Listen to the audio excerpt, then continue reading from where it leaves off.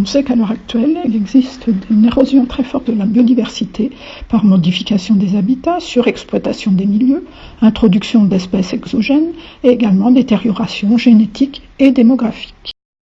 Si l'on veut limiter l'usage des produits chimiques de synthèse qui sont néfastes pour la santé, il faudrait augmenter la diversité spécifique, génétique et la diversité des habitats. Bref, en somme, il faudrait diversifier les écosystèmes. Cette diversification permettra de favoriser la biodiversité globale, mais pour cela, il est nécessaire de mettre en place des pratiques agroécologiques innovantes afin de limiter les impacts des activités humaines. Une des solutions est d'implanter des IAE, à savoir des infrastructures agroécologiques. Elles offrent des services très diversifiés, comme la stabilité de la structure du sol, la disponibilité en eau, la fertilité, le microclimat, notamment sa régulation, le contrôle des bioagresseurs ou des invasions, la pollinisation et la santé des animaux domestiques ou d'élevage. Cependant, les services qu'elles rendent dépendent de leur composition, de leur structure et de leur âge. On entend par structure d'une IAE le fait qu'elle soit arborée, comme les bosquets ou les arbres isolés, arbustive, comme une haie, herbagère, comme les bandes enherbées, ou bien d'une autre nature, comme les mares.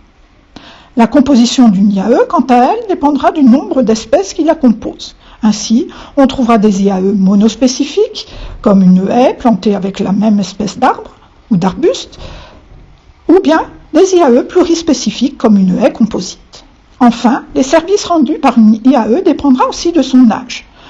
On trouve des IAE juvéniles, par exemple une haie qui vient juste d'être plantée, des IAE à l'équilibre dynamique, comme les haies déjà bien développées qui offrent à la fois nourriture et gîte pour la faune et la flore. Enfin, on trouvera des IAE sénescentes qui ont besoin d'être remplacées comme une haie qui aurait trop vieilli et qui n'est plus productive. Ainsi, on peut dire que les IAE contribuent à la biodiversité, sont des habitats pour cette biodiversité et sont nécessaires au bon fonctionnement des écosystèmes. De plus, les IAE participent à la diversité des paysages, comme nous l'avons déjà vu. En effet, les IAE peuvent participer à l'élaboration de la trame verte et bleue dans un territoire donné. On rappelle que la trame verte et bleue est un ensemble de continuités écologiques, que ces continuités écologiques correspondent à l'association de réservoirs de biodiversité et de corridors écologiques. Les réservoirs de biodiversité sont des zones vitales pour les espèces, alors que les corridors écologiques sont des voies de déplacement reliant les réservoirs de biodiversité entre eux. Ainsi, les IAE permettent de compléter la trame verte et bleue existant à l'échelle nationale. Ainsi, si on s'intéresse à la trame verte et bleue en Franche-Comté, on voit qu'elle est composée de différentes sous-trames qui se superposent. Cette superposition est plus ou moins disparate, et l'intérêt des infrastructures agroécologiques est justement de compléter cette trame verte et bleue de façon à favoriser les déplacements. Si on s'intéresse plus particulièrement à la régulation des maladies et des ravageurs par les IAE, on peut dire que les IAE sont d'excellents refuges auxiliaires.